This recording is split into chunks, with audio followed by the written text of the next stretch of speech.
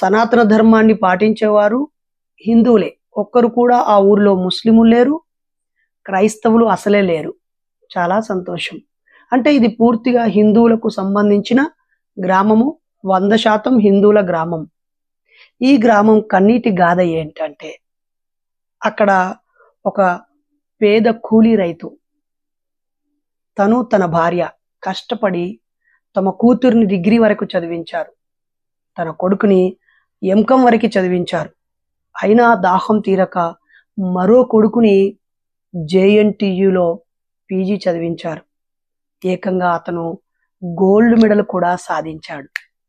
మరి ఆ ఊరు మొత్తం మీద ఆ ఒక్క కుటుంబమే అత్యధిక చదువుకున్న కుటుంబం.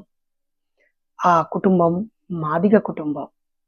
ఆ మాదిగ కుటుంబం ఎప్పుడో తరతరాల క్రితం కొంచెం ఇల్లడుగు స్థలం